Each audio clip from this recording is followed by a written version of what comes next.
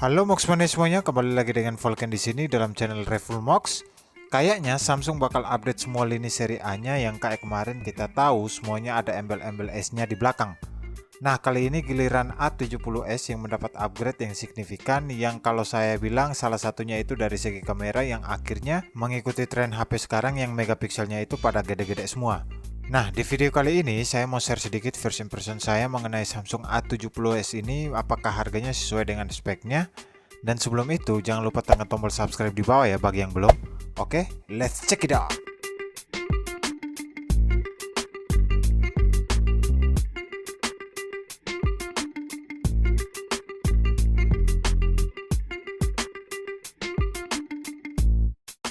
Pertama kita bahas dari segi desainnya dulu.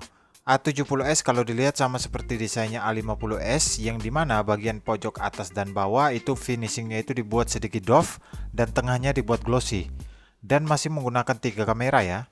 Oh ya, untuk bagian sudut bodinya ini sekarang dibuat melengkung, yang kalau Samsung bilang ini 3D prism design, jadi feel dari HP ini terasa mewah.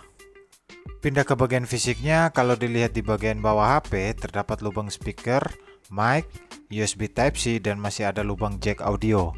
Dan untuk SIM tray-nya ini dedicated 3 slot ya.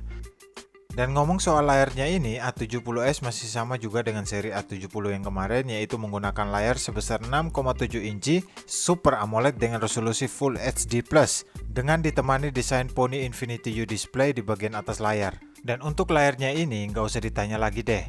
Ya, Super AMOLED kalian udah tau lah, yang kalau diajak nonton YouTube atau film Kakek Sugiono dengan layar sebesar ini ya cukup puas banget kalau gue bilang. Dan yang menjadi upgrade terbesar dari HP ini yaitu segi kameranya. Ya, A70s ini membawa setup triple kamera belakang yang kini di-upgrade pikselnya. Yang dulunya 32 kini menjadi 64 megapiksel, yang saya rasa kameranya ini mengalami peningkatan yang tidak terlalu jauh dengan seri A70 kemarin. Dan ada juga kamera 8 megapiksel ultra wide dan 5 megapiksel depth sensor. Serta untuk kamera selfie-nya ini berukuran 32 megapiksel yang menurut saya sih lebih dari cukup.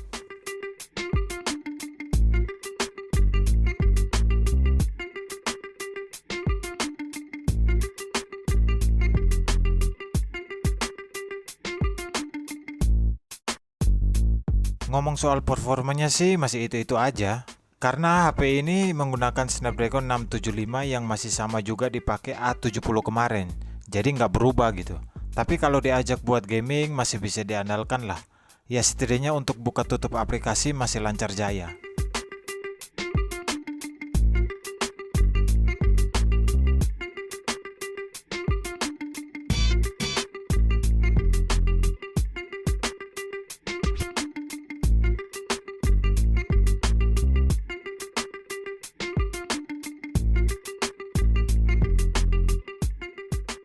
Dan juga Samsung memberikan dua varian untuk HP ini, yaitu RAM 6GB internal 128 dan juga RAM 8GB internal 128 yang masih bisa diekspansi pakai kartu memori up to 512GB.